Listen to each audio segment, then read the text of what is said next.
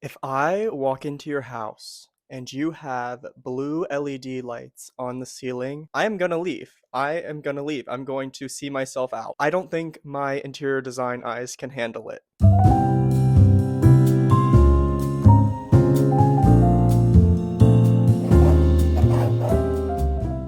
Hi everybody, welcome back. If you don't know, my name is Cooper, and today we're going to be breaking down the design trends that might be making your home look secretly cheap and ugly. Do you ever look around your space and just feel like something's a little bit off, or you feel a little bit overstimulated by it and you don't feel like it's an accurate reflection of you? Well, you are definitely not alone in that, because I've been there before and I think we all have at some point. But don't worry, because there's really easy ways to fix this that cost little to no money. So let's be clear, this is not about gatekeeping or shaming anybody's space at all. It's about trying to help you guys spot the little things that are dragging down the overall feel of your home. So with that said, let's get started. So the first category you might fall into is something that I like to call the TikTok trend graveyard. Think checkerboard rugs, a blobby mirror, wavy lamps, and like painted arches on the wall. If your space looks like that, honestly, if I have to break it to you, it's time to grow up. It's time to get it together. I understand though, like these things were cute. They were very popular on the internet, but when you start to stack trends on top of each other, it stops looking like a curated space and it looks like your Pinterest just exploded. And it's not necessarily a bad thing to take inspiration from other spaces. I actually think that is amazing, and it's totally fine to include trends in your space. But at the end of the day, your space should be a reflection of you and your personality. So what is it that you care about in your life? And putting that on display. When you do that, you create a space that's going to feel the most comfortable for you. If you come home to something that is not you as a person and just feels like a cold,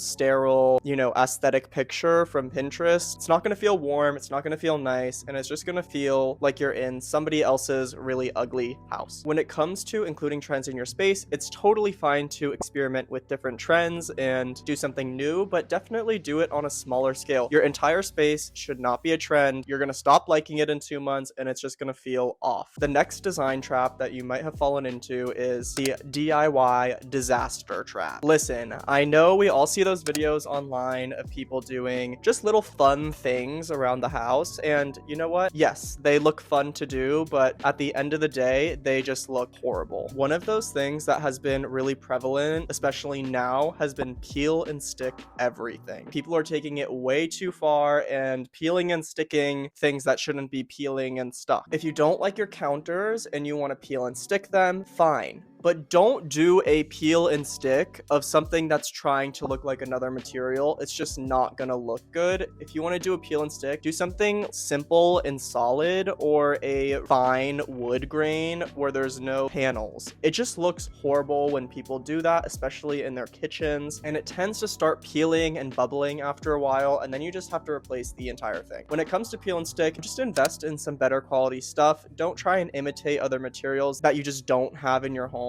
because it's just going to look cheap and it's not going to look real. If you want real marble in your house, go out and buy real marble for your house. If you can't afford real marble, don't buy peel and stick marble. It looks bad. If you want something similar to that look, go out and buy a white quartz peel and stick countertop. It'll just be a simple white countertop. It's not going to have the marble veining, but at least it'll look nice and simple and seem like it was meant to be there. If you're renting and you really want to upgrade something, try removable wallpaper in a really cool color or pattern, or just paint and paint it back later. I find that the peel and stick people are very against painting. And the thing about it is there's a little bit of a double standard going on. They always say, oh, but I don't want to paint it back when I have to move out. You're going to have to peel off all of that peel and stick, then have to deal with your countertops under it that are covered in sticky residue. You're going to be doing work no matter what, so you might as well be doing it for something that actually looks nice. Additionally, if you're renting, there's a lot of other options for you. Something that I always recommend to my clients that are renting is investing in large pieces of artwork. I would say that really large artwork is great for rental spaces if you want to cover up a ugly wall. I just find it's better to invest in the basics when it comes to renting, like a really nice rug, really nice couch, and just decorate smarter. You don't need to be trying to imitate things that you just don't have. It doesn't matter. Just embrace what you have and try your best to work around it. I briefly touched on this before, but the next design trap that you could fall into is the one store syndrome. syndrome. If I walk into your apartment and everything is from IKEA or Target or Wayfair, I can tell. You're not fooling anybody, and it's not because I'm a snob. It's literally just because it's very obvious. Even if the pieces are really nice, when everything is from the same store, it tends to flatten the room. It starts looking like a page out of a catalog. There's no tension, no surprise, and no character, which are all elements that are really central to good design. It's one thing to be not interested in design at all and buy everything from IKEA. Fine, you know, that's totally great, but if you are interested in having a nice designed space, don't buy all your stuff from the same store. It's not a reflection of you. How is Target a reflection of you? How is dried cattails a reflection of you? It's just not. So the first step in fixing this one store syndrome is going to be taking away a couple things. So maybe some unnecessary decor. If you have Target line art up in your home, please take that down immediately and go out to your local thrift store and find some cool, unique artwork. It's okay to have your big basics from wherever you need to get them, but add in a vintage piece, a Facebook Marketplace find. You want your space to feel like a collection and not an aisle in a store. The next category you might fall into is bad lighting. This is my number one pet peeve, and it is such an easy fix that I just don't understand why people keep making this mistake. Lighting is seriously the silent killer of a good room. And if you've got only one overhead light and a strip of blue LED lights wrapped around your ceiling like it's a gaming dungeon, I am talking to you.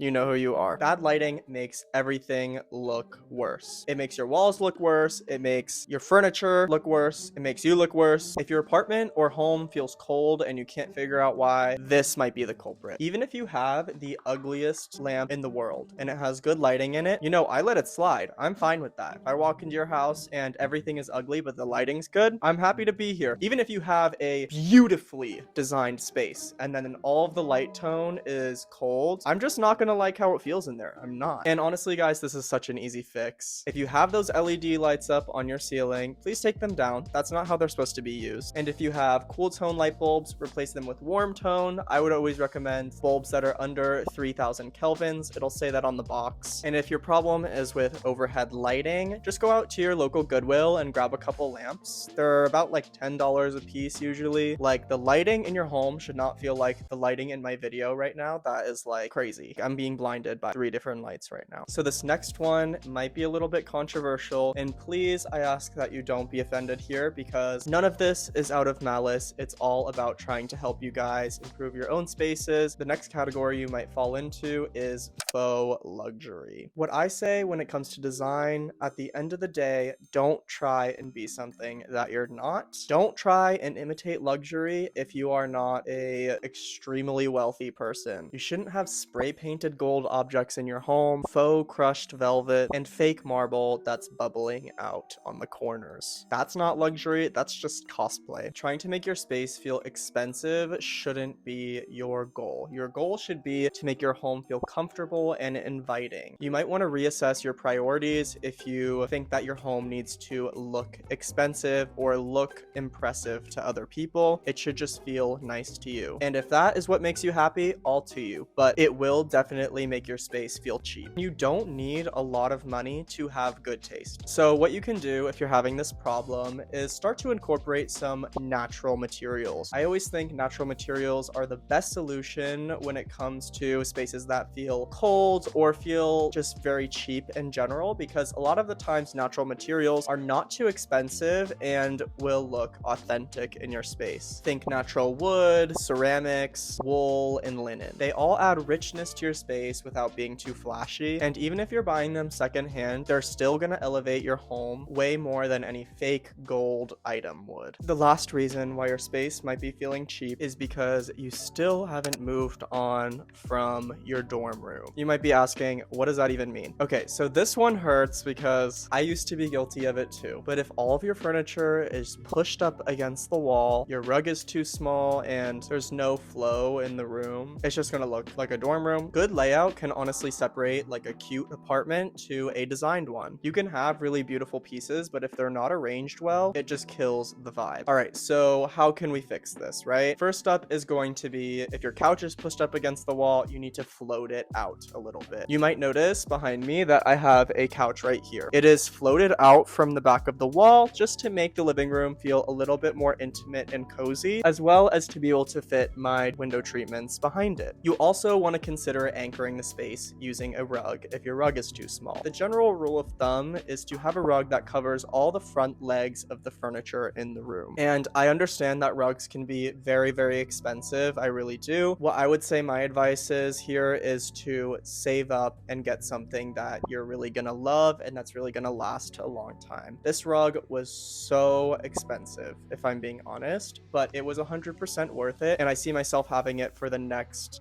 5 or 10 years if my cat doesn't destroy it by then. You want to create clear zones in your home of, where do you sleep? Where do you read? Where do you watch TV? So if you've made these mistakes, don't stress out about it. They're very fixable. We've all been there. Design is seriously a long process and it's supposed to evolve. But if your goal is to have a space that feels really elevated, cozy, and a reflection of you, you might want to let go of these habits and start over. If you're struggling with your space right now, you can always hire me as your interior decorator. I would absolutely love to help you out, no matter how big or small your project might be. And comment below which one of these you're secretly guilty of. As always, you can find me on all social media platforms at cooper.osinski, and you can find my Patreon account linked below if you'd like to join that. I love you guys so much, and I will see you next Sunday. Bye.